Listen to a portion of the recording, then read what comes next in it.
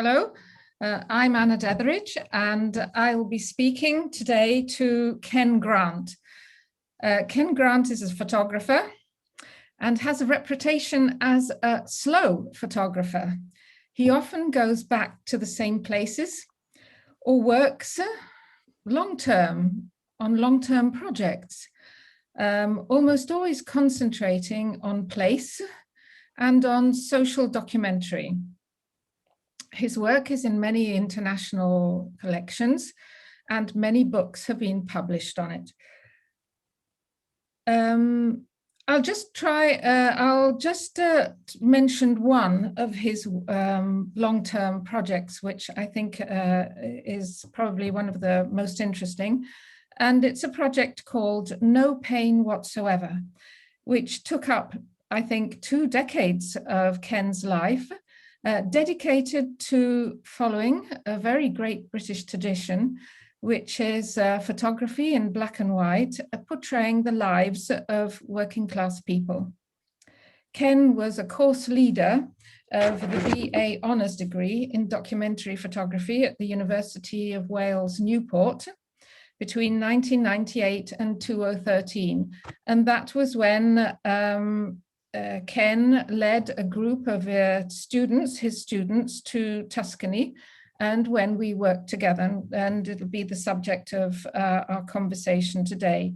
He was accompanied by his brilliant colleague Helen Sear, who represented Wales in Venice Biennale, and 10 students from their course. Martino Marangoni from the foundation, the Marangoni Foundation in Florence, also took part in the same workshop with 10 of his students. The book that came out of this project is called Valdarno, Progetto Valdarno, A Changing Vision, and it was published by Connecting Cultures Association. Ken is now teaching photography at the University of Ulster in Northern Ireland. Ken, what do you remember of this experience? What has remained with you of this brief trip to Tuscany and its landscape and its people? Well, lots has stayed with me, really, Anna. I think in some ways it was a catalyst for rethinking quite a lot of things, even though that wasn't necessarily the ambition. But it seemed like a very short, sharp, and thank you for talking about me working slowly. It's one of the important things, I think, that we have in common. It is. One of them. But I guess part of what that experience was a lesson in cooperation. Very quickly, cooperation between the different groups of students who'd never met each other before. We'd corresponded a little bit and knew each other a little bit, but the idea of corresponding with different institutions was really important to make work in a way that was authentic and had certain levels of a level of integrity about it and a level of respect about it, and to do that across languages, to do that across very different cultures. On the face of it, that seemed like an incredible achievement. But I think some of the lessons and some of the starting points that started there have certainly grown with me, and I guess you very kindly introduced me as somebody who was at the time working in Wales and running the documentary course, and that was terrific. But at the same time, it was a very different environment from where I'm from, and needed to be, for me, it needed to be looked at in a very different way. I needed to kind of understand something that wasn't absolutely local to me and absolutely part of something that I was aware of from my early years. So I suppose it was a really good bedrock and a really good starting point for bringing to Valdarno and thinking about how you can be sensitive to a different area, different environment, new territories. But also, we're in Europe, we're not that far apart, and some of the shifts were fascinating. The historical connections between Italy and Wales were significant.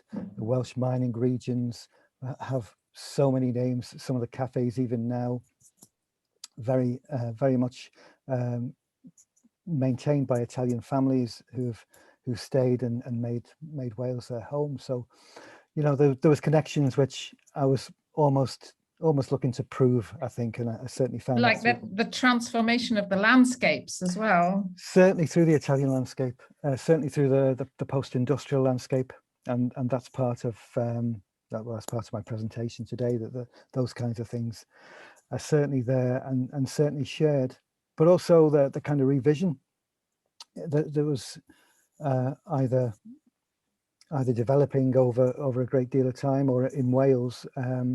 That happened really quite quickly, certainly in the 1980s, with a shift in policy and a very clear closing down of many of the institutions, many of the mines that would be, I suppose, the focus and the reason for communities to actually exist where they existed. So I guess coming to Valdarno for the first time and walking into areas of former quarry and seeing some of the structures that remained, there's certain kinds of echoes. And then, you know, more recently, even preparing for this, I had a look back into what was taking place, or what is taking place now, and there's still that sense of industry and new industry and small industries, and I suppose an infrastructure which is built on small businesses and small enterprises, as well as maybe something a little bit more.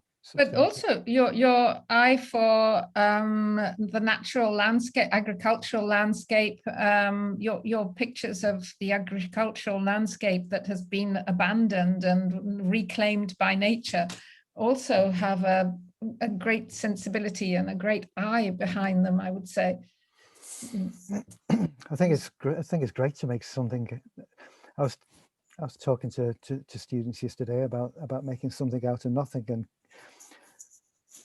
in a light-hearted way, saying, well, maybe we're magicians, maybe we have to make some way of looking at things in a way that other people might not. You know, my colleague who I work with in Belfast, Donovan Wiley, talks about the fact that we use our eyes to make sure we don't bump into things, whereas we can be if we're using photography, we can be a little bit more sensitized. And I suppose that comes through a few directions. You know, it's there in a kind of photography that wants to map out what has happened to a place. So there's a recent history of what the historian is now in New York at the ICP, David Campney, calls late photography, a kind of aftermath experience, not necessarily to do with conflict all the time, but to do with what's happened to a particular place. And aftermath in nature, because after all, that's what we're talking about. Aftermath being what remains somehow. Yeah, and you can trace those things very clearly. You can see those things very clearly. They manifest. They're there. They've been left behind, or they've been, I suppose, yes, abandoned. But then you've also got to figure out ways of making sense of those things photographically. You know, and I think we draw a lot from. Quite humbly, we draw a lot from some of the Italian photographers like Guidi, Luigi Ghiri, people who've maybe worked with spaces that have not necessarily on the first pass been dramatic. We're not talking about we're not talking about pastoral landscape. We're talking about, certainly in the north of Italy, as we get towards Milan, we're talking about a very flat landscape and very flat environment. So very different possibilities. Minor landscapes, but with a kind of quietness about them, with a kind of silence. Yeah, on the surface. On the surface, yes. On the surface, you know, it's fascinating. Then the more we drive around, the more we ride around or cycle around Parco Sud, as we did, you know, you realise that there's different uses for that land, which are both wholesome through agriturismo and maybe more desperate through other kinds of black economies that take place in some of those places. So it's about maybe how can you respond to that? Can you respond to that in a way that feels articulate, being in a new place? I think that's very interesting what you said also about the ambiguity of the landscape. Certainly in the Parco Sud, it's something which we'll be talking about, because they are extremely ambiguous. They have this almost post-romantic charm, a bit like Les Fleurs du Mal, no? And at the same time, they have these sort of rather sinister, in Italian you'd say attraversamenti, with the being crossed, say, and being used in a way that is not immediately apparent. Yeah, very much so. And I think that, I suppose, articulating something of that and those complexities between very, very straightforward, historically long-standing land use and agricultural and rice development and agricultural breakdown of land, and things which might be transient, or things which might be part of a very, I suppose, fleeting point of history, but nevertheless, you know, very, very immediate and urgent.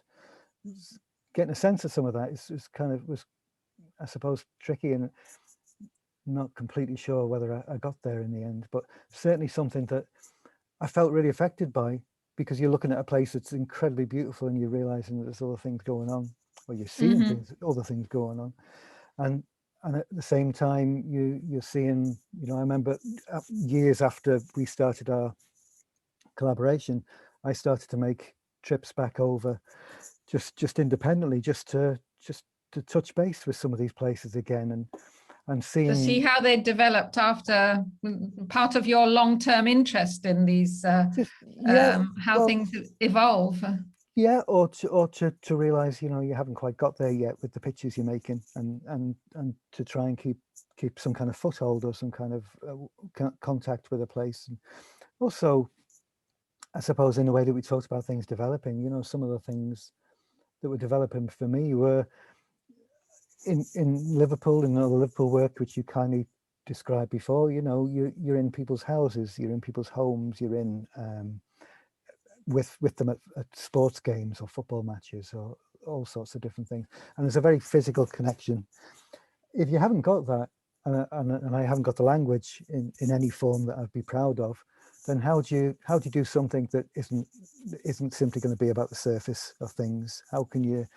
And so you go away and you read and you think about this, and you look at how the place has been photographed, or how the place has even been written about or filmed. You know, I remember when we were together, I think around about the first time we went to Parco Sud, and Amaniti was doing his films, and so there's a number of different almost ways that people in the field, and people who had a closer engagement with it, were sensitizing that place and making it not as anodyne or as benign as it might first have seemed.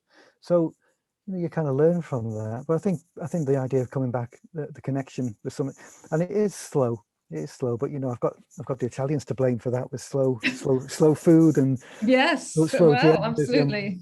which I think is, you know, was a revelation, and is a standpoint which slowly but surely seems to be more relevant.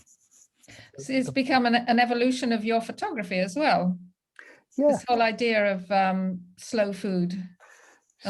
slow food, very much in terms of thinking about the value of things and thinking about the quality of things. And I remember we discussed last time we spoke a lot of the things that I drew upon when I started to look at pictures I was making there, and a lot of the things I was responding to because they seem to fire up something of recognition, but of course things that have very clearly been lost in the midst of time, if they were ever there in the same way.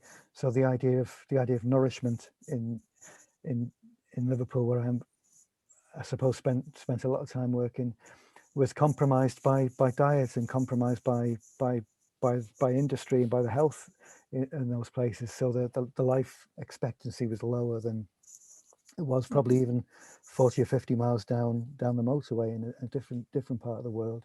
So those kinds of things became, I suppose, almost contrasts against some of the things that you recognize in, well, from I suppose the flourishing nature of agriturismo and small farmers who have things at hand, or some of the people I ended up staying with who ended up getting something from the garden to put on the table without even the slightest suggestion that there was anything strange about that.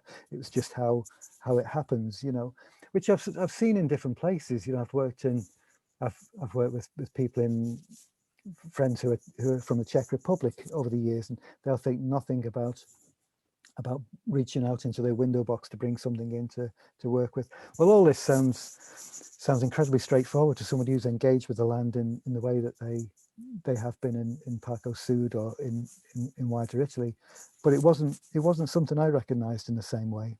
Well, it wasn't anything so obvious in England, in Great Britain in general. Yeah, and then you got things like, well, in Liverpool, some of the places, in the place where I'm from, where my family are from, is classed technically as a food desert, which doesn't sound like a very attractive term, but it's suggesting there's a paucity of good, fresh produce, and that has big implications to everything from the attention span of students to the long-term health of people more generally.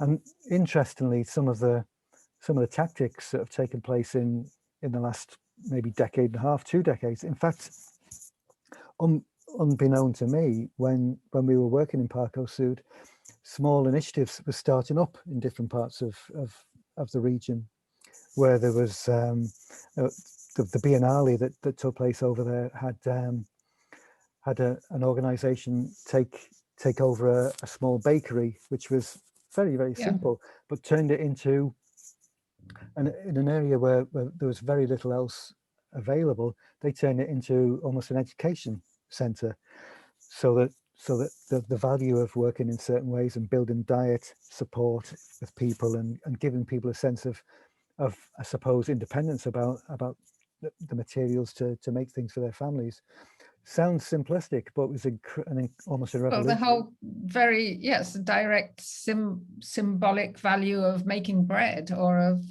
making bread and sharing it, and understanding the distinction between something like that and something that's more processed and more so there's all of, and interestingly, a lot of the initiatives which are so great have come out of some of the more challenged communities. So in the center of Toxteth, where I was born, the squash nutrition is a really incredible multicultural mix of people from the area, lots of really incredible women from the area primarily, who've got Afro-Caribbean backgrounds, who've got Chinese backgrounds. They've got an incredible range of things to draw upon, and they also know who they are, which is fascinating. Well, I was speaking to an art curator, an Italian art curator who lived for a while in Glasgow, and she was relating to Glasgow, and she said that it was a great surprise how the Scots were educated by all these different communities from all over the world that migrated to Glasgow, and that had now become a good place to eat, where you found good restaurants, which I mean, apart from the banality of talking about good food, it is really quite interesting how migrant communities can bring a more refined and a completely different culture, and quite change the social lives of people, of autochthonous residents. Yeah, very much so. Very much so. Maybe you could show us some photos, some of your work. Certainly, yeah. And we'll probably come back to some of these things in the presentation by default. If I go full screen, does that? Yes, that's fine. Does that work for you? So there we go. Yeah, so just to recap, you know, when we first started working together and talking about working together, I was working in Wales. Very particular challenge to figure out how to photograph a place that you're not from.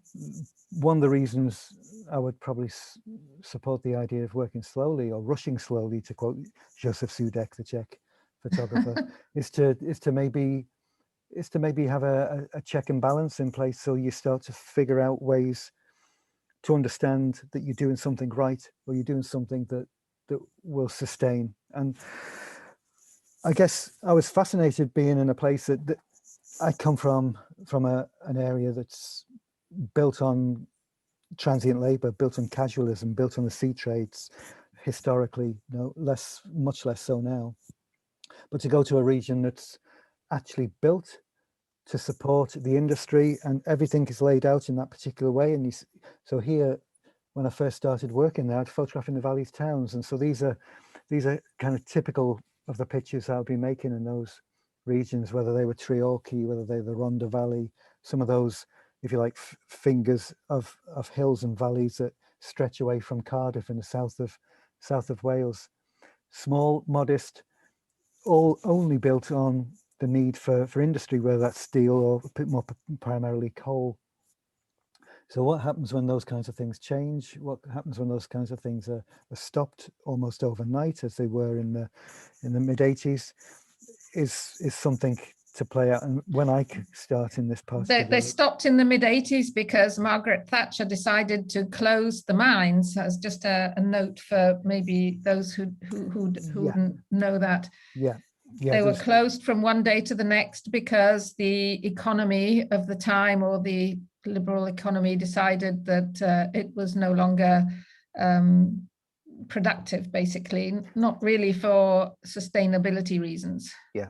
It was about making a serious change in policy and moving towards service sector rather than anything else. And that's been a long going process for ever since, in terms of things have arrived in this part of the world. And now this area that you're looking at now has been designated a digital valley, where I suppose the last hope is to connect this is Ebbw Vale. The last hope is to connect this place with internet and fast speed internets, so that industries can start to return and grow. But it was the site of a steel mill. So I was interested in this place, and at the time we were just starting our conversations about Valdarno. I was working here. This picture here is just behind my right shoulder. It's about 5 minutes straight up the hill. It's where I'm now back living, but it's the site of where the iron process was started in the 1700s, towards the end of the 1700s. And it's also the place which, as you can see from this picture, is right at the top of things. It's an industrial landscape left in a very really quite beautiful space, but you can see the scarping of the industry that's still impressed into the mountainside. I'd draw your attention to the horses as well, which are wild horses. These are the kinds of things that I'm trying to maybe allude to, because these horses have been left, and to use them as a certain kind of metaphor, a certain kind of analogy. They're horses which are left on the top of the hill. So as I'm photographing those places, I'm photographing them with a more of an oblique way of looking. The industry is no longer there, but the people quite often still are in those pockets of towns.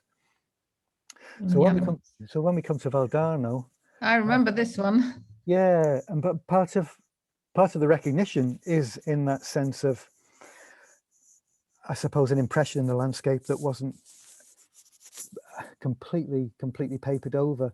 There's still heavy industry evident in terms of the way that the land had been carved and used. As we move through this place, you know, I suppose I look for things I recognize, to pick on some of the, I suppose, the industries that are evident still. But also you're in a place which is, I suppose, an incredible mix between a place that might once have been heavily industrialized, but now has different kinds of temperaments in place. So lots of smaller industries, lots of places that have real status in terms of the production that they do, and at the same time things which are maybe more I suppose cottage-based industries. So I'm interested in that. I'm interested in what it feels like to be in those kinds of environments. And this is something and nothing, but I'm in cafes which are taken over at certain parts of the day by the men, and it happens all over Italy. It's not an uncommon thing. Well, in that area, actually, you have an incredible difference between San Giovanni Valdarno, whose development was greatly defined by the mine, which then became an electricity plant, and it became an industrial area, and therefore it had workers and an industry. And next door, which is literally just a couple of kilometers down the road, Montevarchi, which never became a really industrial town and which remained, although it had a hat factory, completely different in its character. A lot more agricultural, a lot more linked to sort of post-industrial. I think there was a lot of conversations at the time, because you were very kindly introducing so many different conversations and different presentations to us, and I think there was a conversation about the not quite tensions, but the distinctions between the two different areas, and how the population, whether that came to where they'd be born, or where their children would be born, and how those different. Oh, that's right. The hospital that was built at halfway between San Giovanni and between Montevarchi, and so that the children would be born both in one town, or in their own town, weren't officially born in the other town, the rival town next door. Yes, sort of rather metaphysical presence in a new hospital built by Vittorio Gregotti. Yeah, so those things weren't lost on me, because they're about identity, about people's culture, about how people recognize where they are in the places that they're from.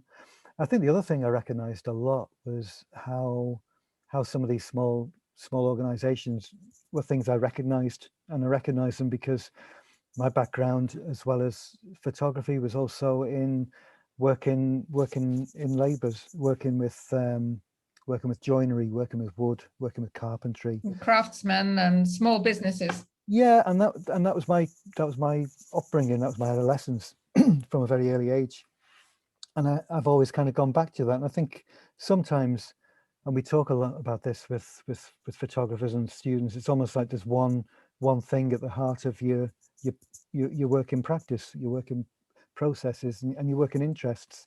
And it may happen to be played out in very oblique ways, or it may happen to be played out in ways that are not immediately recognizable.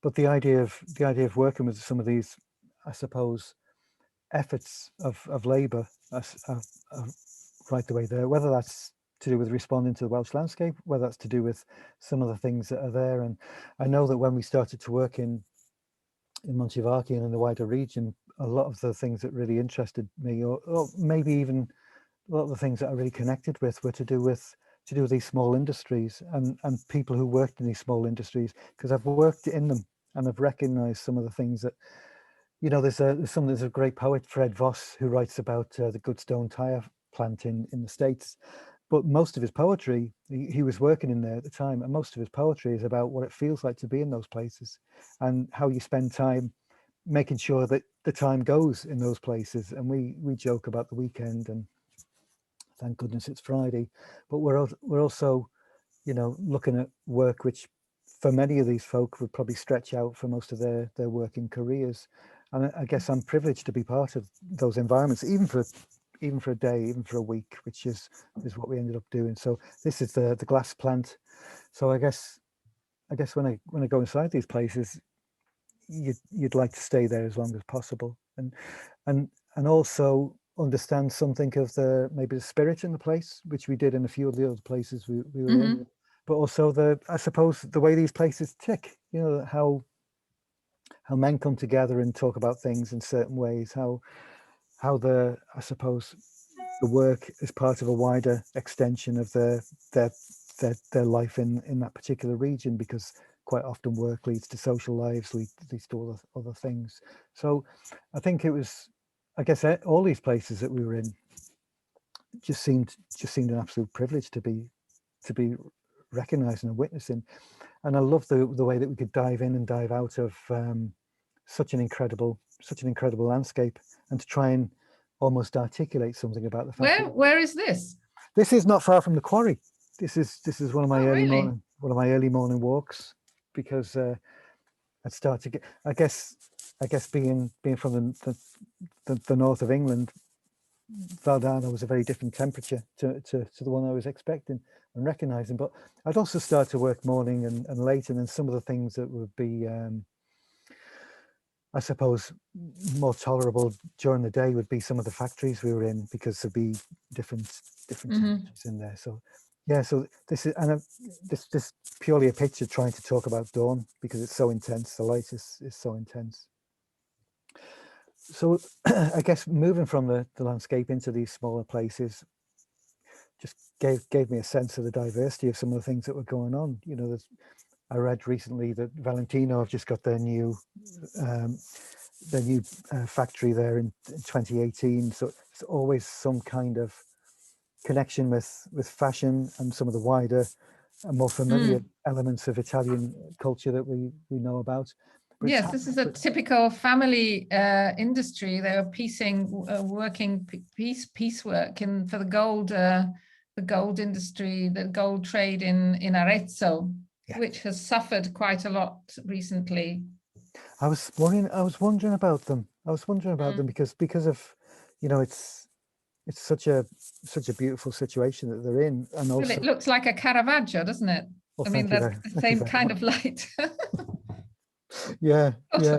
If only Caravaggio had strip lighting, it'd be better though. But yeah. Well, it is. It's about it's been there through time, hasn't it? Small people, small situations, small working situations with people working on tables, making things happen. And I do remember going in there and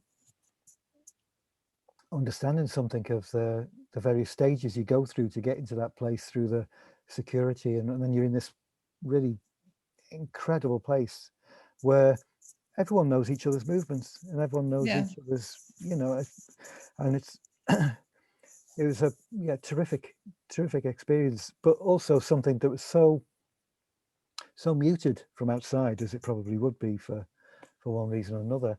But you I suppose only by research do we understand how many of these enterprises are taking place in that Valdarno region, because they're multiple. And I guess when they're set into the landscape, you hardly notice that they're there. But your research was a big part of introducing those ideas to us, Anna. Yeah, and these were working for Prada, I think. Yeah, if I remember rightly. they are the Scarpa. They're beautiful Making shoemaking. shoes. Yeah, and I think we spent quite a lot of time here. Again, you know, I've photographed many factories over the years that make everything from peanuts to kitchens to all sorts of different things, and I suppose you realize you're in those places, but you're in those places as a photographer. You're looking at people who are quite often working with a certain kind of target for each day that they work, or part of a production system or production line that means if they don't do certain things in the right kind of way, things stop. And so I'm navigating my way around this, absolutely enthralled by it, but also not wanting anything to change that would impact upon the process. So it became, and also I'm working really slowly. I'm working with a large camera on a tripod and trying to make sure that I don't interrupt the working process. But it was incredibly beautiful to see how, I suppose, this came together, and the factory was primarily women at this stage, which reminded me of some of the shifts that had taken place in the northeast of England with some of the former steel towns like Concert and some of the places in Cleveland and in that part of the world where there's been an inversion of labor, and where once it would have been a male dominated industry, prevalent in the area. Now it's very different. So that struck a chord for me a little. I suppose the thing that really struck a chord for me, though, you know, and I've got you to thank for this, but when we were staying there, for the bulk of the time, I think until near the end, I was staying in a hostel, and the hostel was on the edge of the area. It had access to the wider, Up in the hills. yeah, to the wider hills and the wider region, and it was also, it was something that really sparked something of an interest in me that brought a few things together, and we talked about this a little bit, I think, at the time, but something to do with the fact that these were institutions or organizations that were supporting people quite often who'd been in quite difficult situations. Belong to the church, yes. Yeah, and so they became what we were in, I'm not sure if there's an Italian equivalent or maybe it's the same term, but halfway houses. So they become a kind of transient point between one world and another, whether that world is yes, some kind of homelessness or whether that prison or something else, you know. And I guess when I was there, all those kinds of things plugged in a little bit. You started to realize that people were having second chances. And then to think about some of the things I've shown you with Wales, it's very much about second chances, because now those areas need to redevelop and need to be, I suppose, redefined. And sometimes that has to come from within. So when I was in this area, part of what I was, I suppose, really affected by was the fact that it sounds melodramatic, but it's not supposed to be. But I was lying there listening to men at night, sometimes in phone conversations, sometimes in I suppose states of distress, but you were understanding that they were going through some kind of shift in their lives, and this, I suppose, this area, that was a real benefit for me to be there to recognize some of that. Well, that is even more prevalent now, I would say. It's with there's so many refugees and migrants that are coming to Europe and looking for work or just trying to get their papers. I mean, many of them don't manage to get papers, but in small towns, there are institutions like various institutions from the state, but not only, lots of associations that can help forms of distress and can house some people. But of course, it's something which needs to be addressed by the whole of Europe, actually. But in small places like these country towns, it can often be less dramatic than in other places.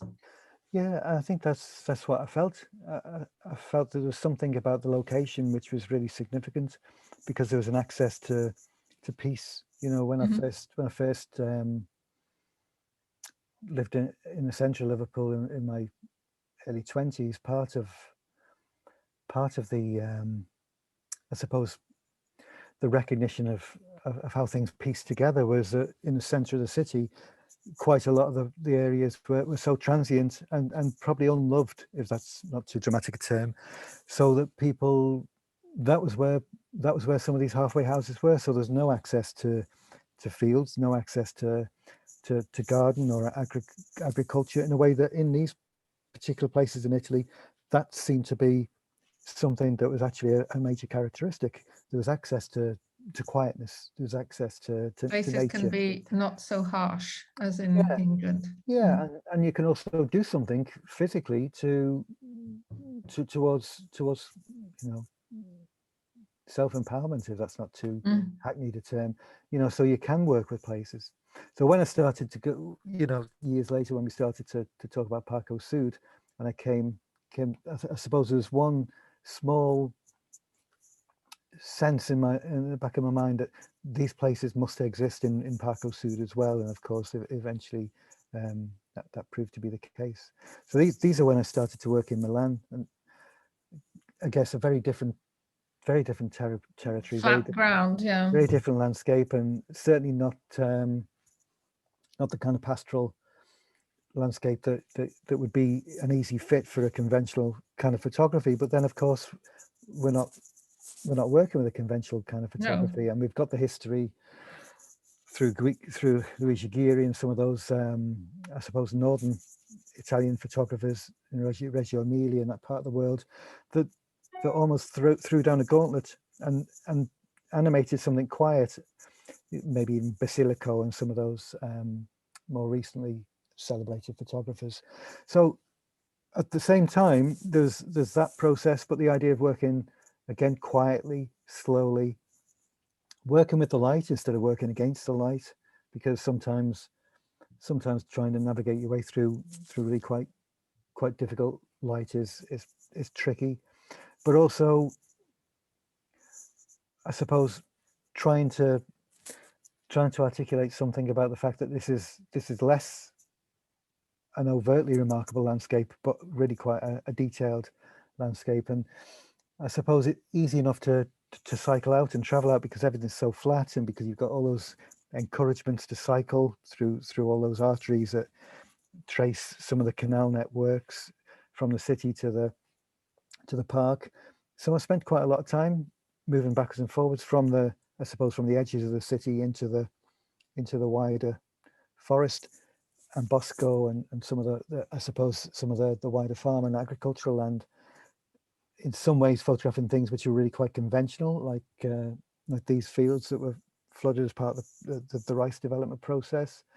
But also, I suppose I started to come into contact with some of the places which I suppose over the last 30 or 40 years we've recognized, certainly in Britain, as equally important, because they're part of the periphery, or they're part of a different kind of, what would Ian Sinclair call it, a kind of psychogeography. These are the places where things happen, but they're also on the periphery or on the periphery, which are not necessarily always celebrated in the most regular ways. So whether it's these places where the lorry drivers stop because they can't get into the center of the city without having a very quick turnaround, and so they end up basing themselves here or sleeping out here, and all the kind of other, I suppose, peripheral activities that go on around that in terms of them keeping themselves nourished and comfortable. Some of these things are almost nothing, but the more I was going around at twilight, lorry drivers packing up, parking on the side of roads, then sitting getting fresh air, a little bit of I suppose oxygen at the end of a long journey through Italy. And they're in some of these small estates which are still in the process of being built, and then they'll before they get the next day to go off to, I suppose, do their drop or do their delivery or go back to the depot or wherever it is. So I guess some of these small dramas are nothing new in photography in the 1980s and 90s. A lot of things that were maybe really exciting for me and I suppose some of my contemporaries were the fact that you could actually animate some of these small dramas or some of these small activities by photographing in a way that you'd like to hope could render some of these small details as significant.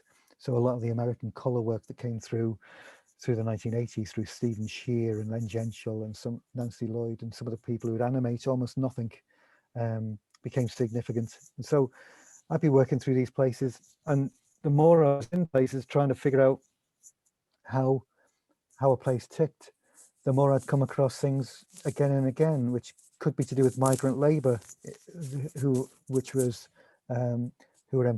migrant laborers who were employed in certain domestic situations, who would kind of be there from time to time, but quite often you'd only see moving through an area to maybe do some irregular presences and as what we were saying before.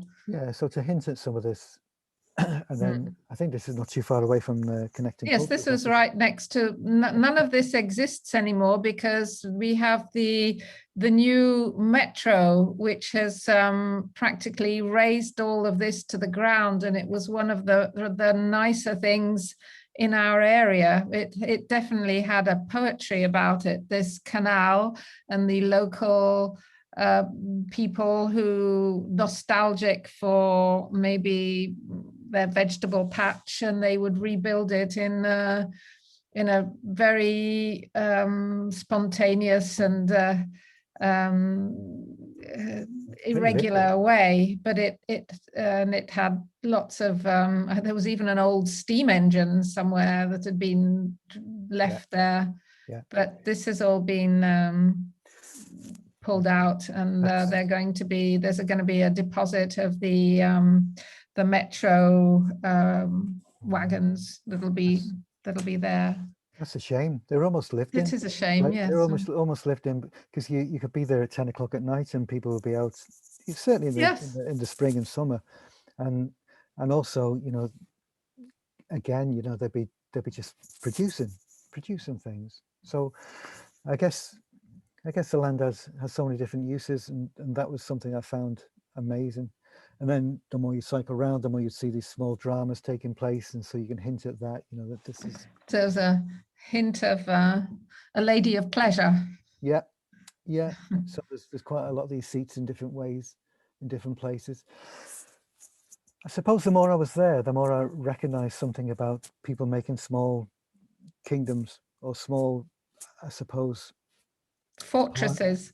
Yeah, and small parcels of land which became cultivated in amongst everything. So here you've got almost nothing. You can see bits of factories on the edge of the park there in the distance, but you've got something where somebody has just over time just made something that they can go back to. And quite often I'd spend again, being slow, I'd spend quite a lot of time here moving around, because you're almost waiting for something to happen that may well not happen. And that might be somebody coming back to tend the land, or to just check up on something, or very early in the morning to make sure that things are before the sun burns things are watered. And they're kind of on the edge. They're kind of on the edge of they're not too far away from where people live. So this is just on the edge of the park, not too far away from No Satan, which the mixture of land and town, and these unpredictable presences that come and go.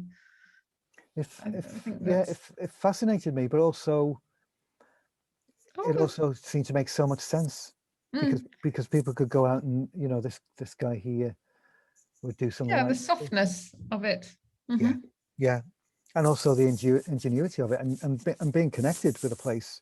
You know, and I guess in more recent years there's been an incredible amount of attention given to going out and finding things from nothing, whether that's mushroom collecting or whether that's foraging in Scandinavia for your high-end restaurants. But this is just so innate and part of what this old gentleman would do first thing in the morning, and beautiful to observe, and beautiful to be close to, and also an incredible skill to identify certain things which I don't have, or didn't have at that time. So I guess it started a little bit more of a focus towards this idea of nourishment again, which seemed like a very broad brush to have as a title.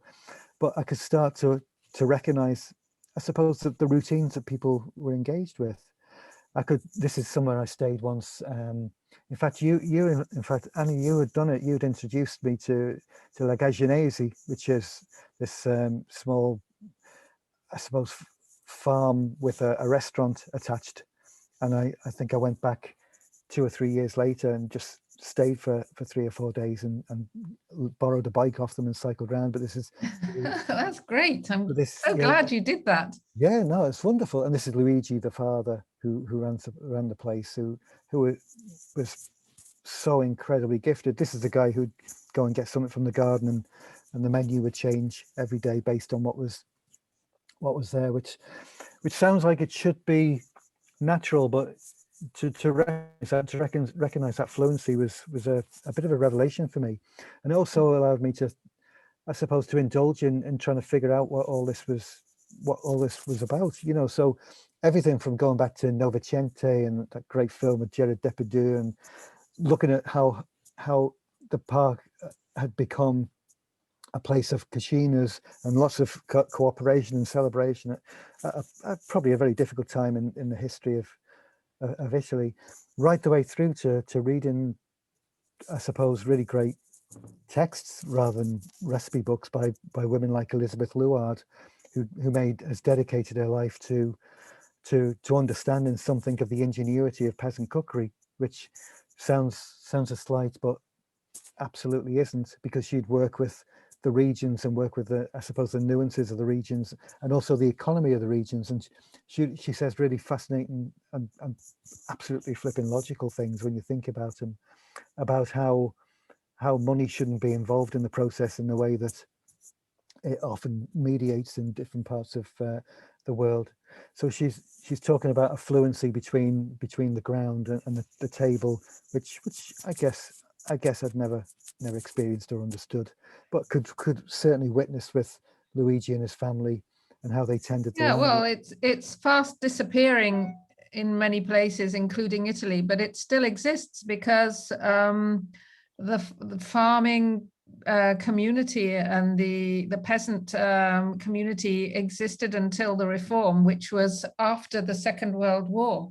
So that community disbanded basically because life was so hard that they preferred working in the factories. Most people, especially in Tuscany, that happened. But it's a culture which is still very alive in people's memories, and everybody wants a small piece of land, and you can see it also in the populations of the cities, because a lot of those people come from the south or come from agricultural areas. Yeah, that's it's true, and it's kind of surprising to think about it being less prevalent or less central, but you know, I'm not naive. Well, the food industry is so prevalent, and the supermarkets sell that. I mean, that's there is now a very strong movement, and one of the movements of what in Italy it's called chilometro zero. In England, I think you just call it local produce, but chilometro zero means, you know, from zero, no distance. Yeah, directly from where you live, from where you are. And there are lots of small consortiums and non-profits that and agreements between neighbors to keep that alive, to buy basically local. Yeah, that's interesting. That's interesting. I guess, you know, talking about the shift from agricultural areas, and I suppose one of the most affecting places, they're all kind of affected in different ways, but we talked a lot about Nocetum and about having Nocetum, yes, Nocetum, and having an opportunity to spend some time there, which I didn't quite know about until I think we visited, but I didn't know much about it until I'd really spent a few days there and got a sense. Yeah, I'd just like to explain that Nocetum is a place near at a kind of crossroads between the Abbey, l'Abbazia di Chiaravalle, and a kind of crossroads, uno svincolo, you'd say in Italy, between that, the Autostrada, a really strange place which started to exist when some lay nuns decided to clean up a rubbish dump, basically, and liberate a small old church, a very old church, which had been completely forgotten. And they started a small community there, a lay community, and they began helping people who were in the locality, and there were Rom people, Rom camps, and they started giving music lessons, giving Italian lessons to people, and they just became a community that would help and receive them, centro di accoglienza, but in a very informal manner. Yeah, and in a very fluent manner as well. You know, the idea of people passing through was, I think, significant, and it's something I've seen a few times over the years working in different places. Is that you expect things to be static, because most of the time things that we do tend to have some kind of firm base to them, or firm structure to them, but it's not the case. One of the most interesting communities in the whole Parco Agricolo Sud, I think, because it's totally, well, not spontaneous, but it depended on the spontaneous energy and determination of these women. And it has nothing publicitarian, nothing about it, which is self-referential. It's totally just a natural desire to welcome and to I would say help this neighborhood, and it becomes a small place of energy, of positive energy in that area. Yeah, it's infectious. It's a kind of energy that people recognize, and and this is an example. You know, this is lucky that it's here. This picture is on a Saturday morning when a gang of gardeners arrived, and I was asking, you know, who they were, where they came from. They just turned up to help the nuns out, because it was part of the conversation that they'd been having over years, and they come in at certain points, and they just chip in a little bit of support in a way that other people come in with very different skills, whether that's, you know, hairdressers, in fact, or other kinds of, but they'll come in with different things and help people out.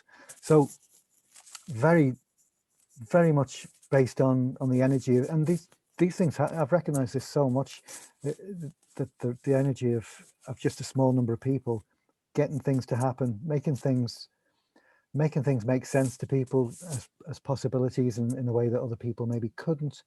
And it was a real experience being there, and also to maybe I suppose recognize some of the things that you see from a distance in some of the wider landscape, and see people come in for a level of support which goes two ways, you know, because people aren't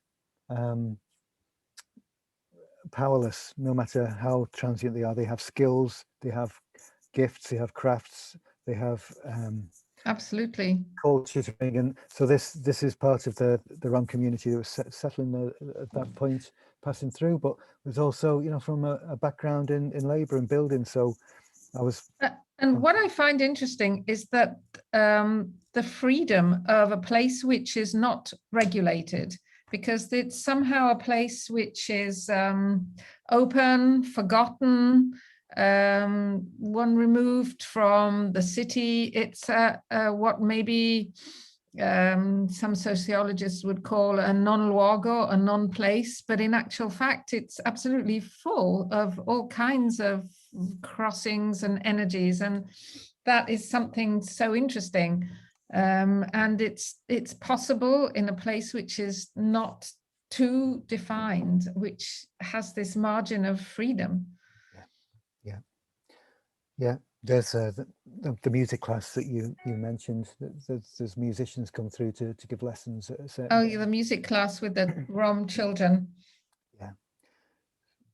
So I guess the thing that struck me a little bit, and picking up on some of the themes that we've touched on this afternoon, some of the things that really affected me were things that would happen morning or evening, because it was almost as if, and this is my words, I don't know whether it was exactly how it was, but it seemed like people who were there at that point in time were custodians of a place that had been left for them, that they would then move away from, and things.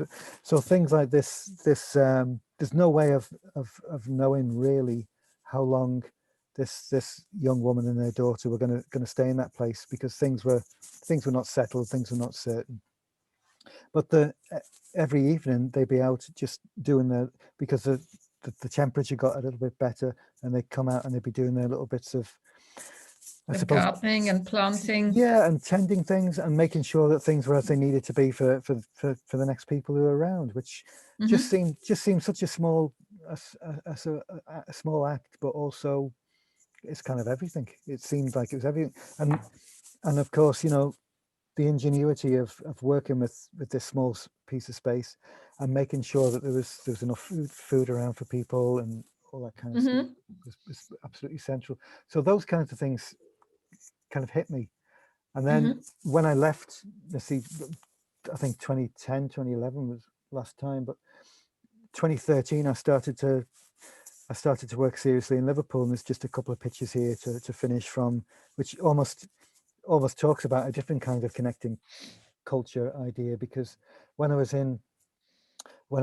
back in Liverpool, part of my I suppose wider circle would be people who work in social work and work in youth work and some of the, I suppose, what we might call the extra emergency services of looking after people who have difficulties. And a friend of mine had been to Detroit he wasn't a photographer, he was a social worker. He worked in a really tough area looking after people who'd come out of prison, but he somehow managed to get some support to go to Detroit at the time when people in Detroit were starting to reclaim some of the urban landscape and take away flagstones and dig into the land and start to rebuild things. And he came back with a number of different, he came back eulogizing about this process, but also about the fact that with very small things, you could actually do things which are absolutely about getting things to happen, about cooperation. And he was in touch with me, and over the time we he's one of these folk who'll set something up and then let the energy or let the engine just take off. And I guess since 2013 I've been photographing this place, but I think the heart of it, it's on the periphery of Liverpool. It's by Liverpool's airport. It's in a piece of land that the council couldn't financially afford to keep for themselves, so they donated it to the youth services, who in turn donated it to the one guy who's a friend of mine, and eventually it became the youth association that look after it. And really it's, I suppose, an echo of some of the things that I saw in Parco Sud. So I suppose the idea of nourishment, which, you know, we are slowly but surely coming to terms with, but the idea of a second chance, which slowly but surely is absolutely happening in terms of the empowerment that some of the people here are able to reacquaint themselves with trades, reacquaint themselves as people here who used to be chefs, who are no longer chefs because they'd lost their home and their families, starting to reacquaint themselves, but also, you know, starting to grow things and starting to understand something of this reconnection with culture. So instead of being paid, at the end of the week they get food to work with, but they also have I suppose, the experience working with people to understand the best way of using it. So I guess I'm right in the middle of this now, and this is something that it's all finished and it's going to be published next year, if or maybe later this year, I think, if schedules go according to plan. But it very much comes from some of the things I think were ignited in our conversations in Valdarno and later in Parco Sud.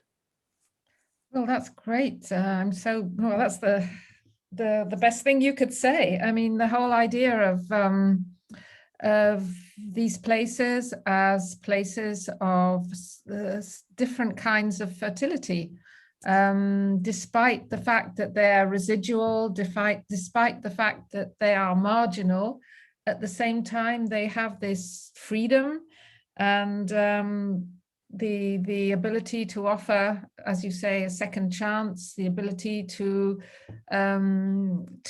tolerate the fact that people can maybe occupy a small area and make good and reconnect. So maybe that's It's possible. that's an interesting thought for the future, and definitely when your book comes out, we'll absolutely have to present it in Italy. I'm sure it'll have a lot of relevance for the Italian public as well.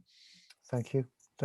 No, it's great, and yeah, I think it's just started. I think these ideas just have started a conversation, but it's a slow conversation, but it's an urgent one, and I guess part of what's been really great over the last decade or more. We did Valdarno in 16 years ago or so. Yes. So it feels like a long time ago, but maybe some of the lessons, and maybe some of the possibilities, and maybe some of the rekindling of some of the dynamics between work and home and nourishment are all kind of there for becoming more evident.